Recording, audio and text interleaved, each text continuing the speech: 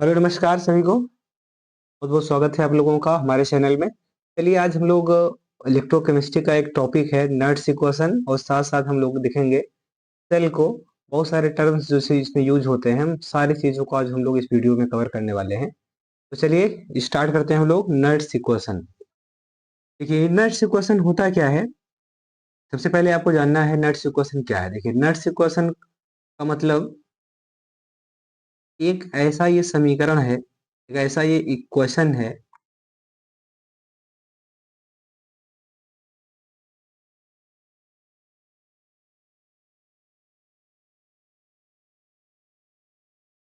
एक ऐसा ये क्वेश्चन है जो क्या करता है, ये बताता है इलेक्ट्रोड विभव तथा विलयन के सांद्रण के मध्य संबंध, है ना।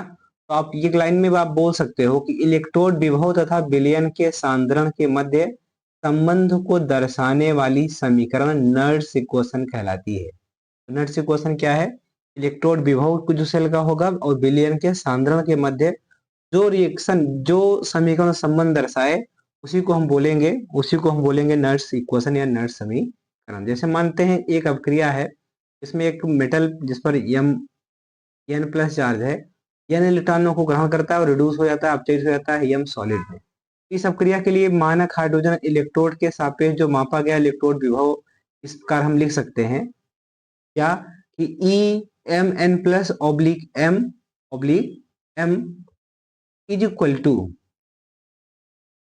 To M not M N plus oblique M minus R T upon N F L N M solid upon M N plus aqueous. तो इस तरीके से हम लोग एक इक्वेशन यहाँ पर हम लोग लिख सकते हैं उस रिएक्शन के लिए। तो चूंकि यम सॉलिड की जो सांद्रता है, कंसंट्रेशन है, कितनी मानी गई इकाई होती है, यानी 1 मोलर होती है, इसलिए जहां पर यम सॉलिड यहाँ पर लिखा गया उसके लिए हम क्या लिख सकते हैं, यहाँ पर 1 लिख सकते हैं। तो यहाँ पर हो गया 1, यहाँ पर उसकी जगह पर आगे क्वेश्चन में क्या हो गया 1 हो जाएगा। ई यानी कि सेल का विभव E M N plus oblique M is equal to M not in standard M N plus oblique M minus R T upon N F L N 1 upon, यहाँ देखो सॉलिड की जगह क्या हो गया है, यहाँ पर हो गया 1 अपान एम एन प्लस इक्वस। जहाँ जो एल एन यहाँ पर हम लोग लिखे हैं, एल एन का मतलब क्या होता है, एल एन होता है नेचुरल लॉग, ये होता है नेचुरल लॉग, प्राकृतिक लॉग है। जब यही होता है लॉग को हम बेस 10 के रूप में लिखते हैं तो क्या होता है, ये होता है, ये सिंपल लॉग बोला जाता है। तो ये जो एल एन और यानी कि नेचुरल लॉग और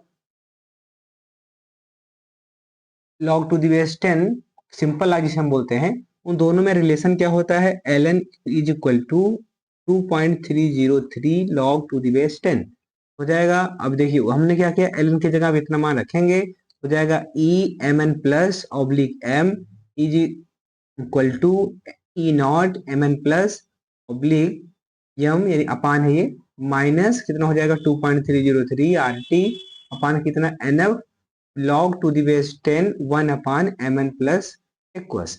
यहाँ पर लिखा है at 25 degree Celsius, 25 degree Celsius तापमान पर। तो T का मान यहाँ पर हो जाएगा 25 डिग्री सेल्सियस, यानी केल्विन में 298। तो आप देखेंगे तो हो जाएगा E M N plus upon M is equal to M not M N plus, यहाँ पर ये प्लस है, M N plus upon M minus, ये माइनस है 0.059 upon N log to the base 10 into 1 upon mn plus equals.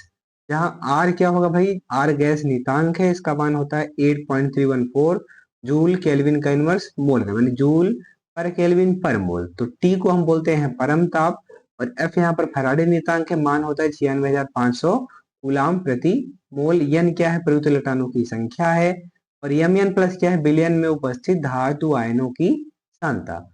तो Daniel cell के लिए हम नट्स इक्वेशन जब लिखते हैं किस तरीके से लिखते हैं देखिए जरा। तो डेनियल सेल में कॉपर 2 प्लस एवं जिंक 2 प्लस आयनों की सांद्रता,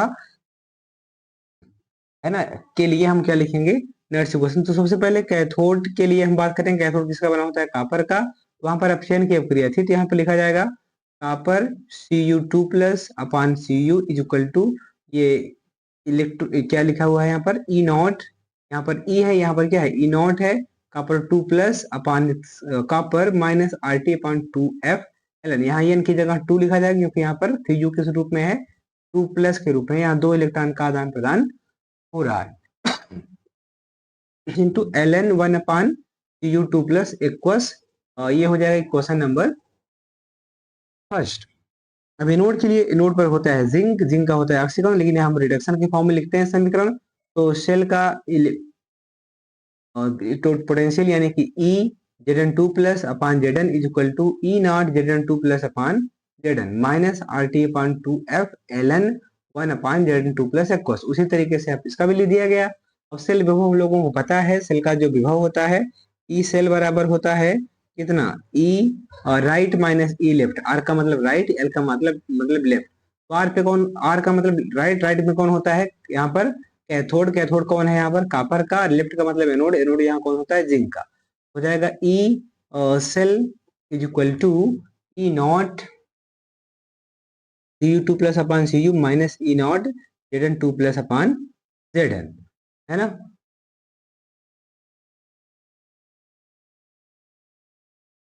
यहाँ नाट लगाने की आवश्यकता नहीं है, यहाँ हम नाट नहीं लगाएंगे, तो आप यहाँ से क्या करेंगे, हटा देंगे, ठीक है। नाट लगाने की आवश्यकता नहीं है, ठीक है। आगे, अब ये समीकरण हो गया कौन सा भाई, 3। अब समीकरण इस 3 में ऊपर के जो समीकरण नंबर 1 है और इधर 2 है, इनके मान क्या करेंगे हम यहाँ पर रख देंगे। इनकी जब आप मान रखेंगे इस तरीके से, ये था हमारे किसके लिए, कापर का मान, और ये वाला किसका मान है, जिंक का मान। हमने दोनों मानों को उठा करके रख दिया। इसको सॉल्व करेंगे तो ये E not Cu2 plus upon Cu minus RT upon 2F ln 1 upon Cu2 plus, अब देखिए यहाँ माइनस का अंदर उधर हो जाएगा तो हो जाएगा ये minus Zn2 plus upon Zn, और ये माइनस और ये माइनस क्या हो जाएगा, ये दोनों दोनों हो जाएंगे प्लस, तो यहाँ हो जाएगा plus RT upon 2F ln into हो जाएगा 1 अपान Zn2 प्लस एक्वस।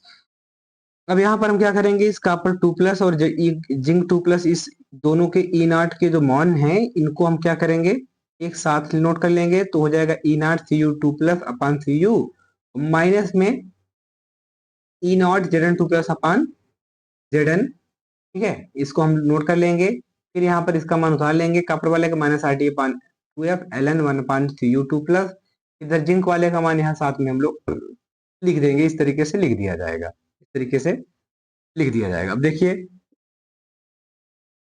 अब यहाँ पर ठीक है, यहाँ पर जो कॉमन है आप कॉमन ले लेंगे दोनों में। देखिए RT अपान 2F यहाँ भी है, RT अपान 2F यहाँ भी है। अब दोनों में कॉमन ले लेंगे, हो जाएगा E और सेल बराबर E नॉट सेल, यहाँ कॉमन ले लिया मैंने RT अपान 2F, तो इधर बचेगा क्या, इधर बचेगा भाई आपका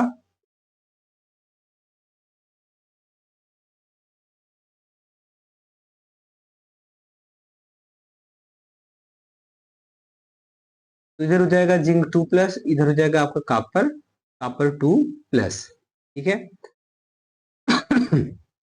हो जाएगा एट 25 डिग्री सेल्सियस पे ई सेल बराबर ई नॉट सेल माइनस, हमने एल की जगह लिख दिया 2.303 RT अपान 2F, और ये हो जाएगा लॉग जिंक 2 प्लस अपान कापर 2 प्लस।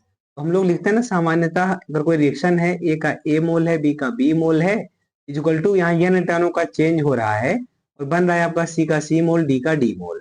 इसके लिए हम नेट से क्वेश्चन लिखते हैं, तो ई सेल बराबर होता है E not cell minus 0.059 upon कितना होता है एन, लॉग में यहाँ प्रोडक्ट की कंसंट्रेशन अपान रिएक्टेंट की कंसंट्रेशन अब लिख देंगे। तो यहाँ सी की पावर हो जाएगी सी, डी की पावर हो जाएगी डी, ए की पावर ए और बी की पावर कितनी हो जाएगी बी।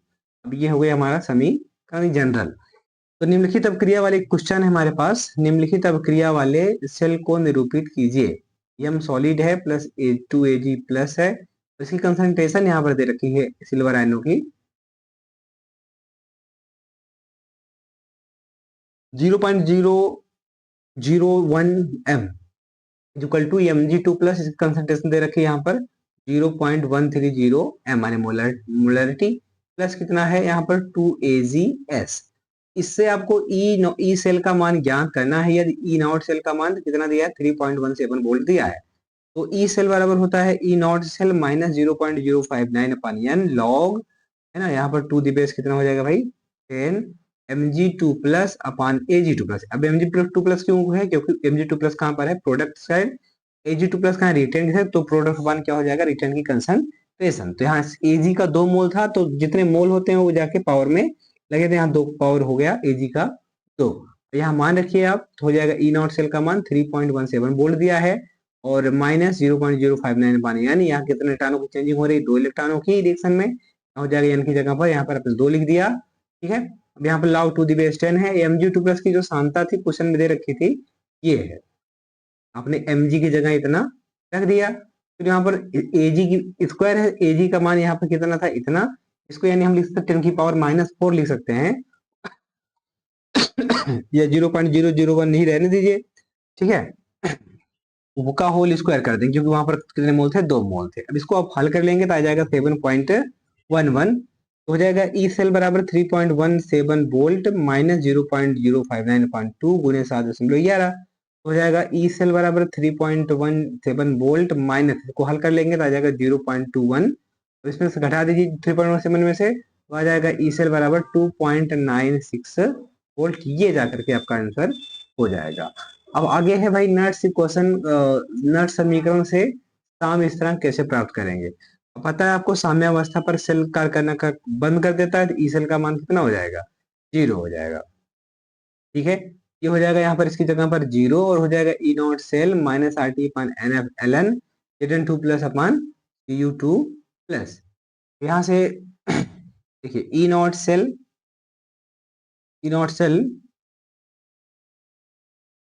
को हम बराबर के तरफ लेके चले जाते हैं, हम बराबर के उस तरफ लेके चले जाएंगे। तो अच्छा, यहाँ पर एक काम करते हैं, यहाँ पर जिस थोड़ी सी मिस्टेक हुई, तो क्या हुई यहाँ पर, क्या है ये,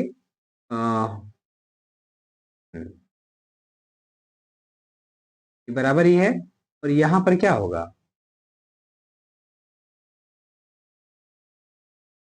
यहाँ पर हो जाएगा भाई, ठीक है, यहाँ पर माइनस ही रहेगा, तो ई नॉट सेल माइनस 0.059.2 हो जाएगा, क्योंकि आपने यहाँ पर आपने आर का मान रख दिया, आपने टी का मान रख दिया, आपने एफ का मान यहाँ पर, इन मानों को आपने क्या किया था, रख दिया। रखने के बाद ये आ जाएगा 0.059.2, और ये जो लॉग था, ये ln था, ये क्या हो जाएगा, लॉग टू दी बेस 10, यानी कि ये सिंपल लॉग में कन्वर्ट कर देंगे आप इसे, ठीक है। Zn 2 प्लस अपन का पर 2 प्लस, तो इसको आप हल कर लेंगे तो ई नॉट सेल, देखो माइनस उधर जाएगा तो प्लस हो जाएगा, यहाँ प्लस हो गया, E not cell equal to 0.059/2 log कितना है, टू दी बेस 10, और इसका मान जो होता है साम्यावस्था पर कितना हो जाएगा, के सी, यहाँ पर लिख दिया गया है के सी साम्यावस्था पर, क्योंकि Zn 2 प्लस अपन कापर 2 प्लस का मान किसके बराबर होता है, के सी के मान के बराबर होता है। अब जनरली सामान्यतः क्या होता है, E not cell is equal to 2.303 R T upon N F, यहाँ पर लागू होता है केसी, ये आपका हो जाएगा साम्य स्थिरांक और ई नॉट सेल में क्या संबंध। आगे क्वेश्चन निम्नलिखित अभिक्रिया का साम्य स्थिरांक परिकलित कीजिए। तो copper 2 plus solid plus Ag2 plus aqueous is equal to copper 2 plus aqueous plus 2Ag solid, और ई नॉट सेल का मान दे रखा है 0.46 वोल्ट।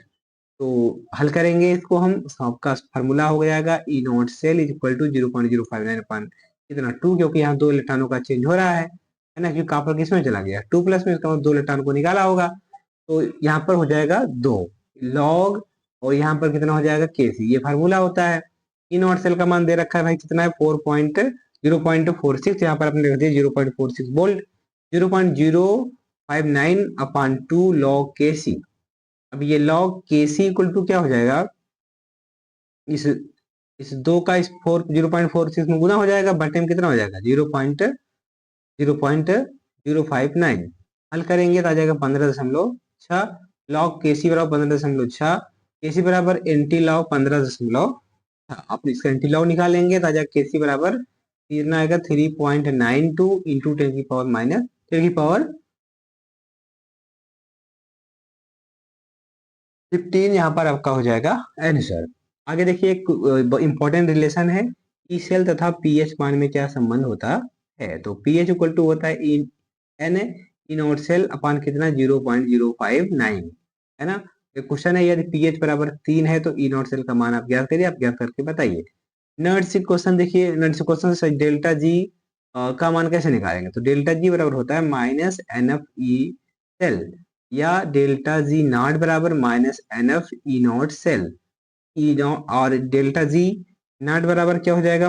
देखो इसका मान ये भी होता है R T L N A C, तो यहाँ रख देंगे डेल्टा जी बराबर माइनस इस एल एन को लॉग टू द बेस 10 में लिखेंगे जब, कितना हो जाएगा?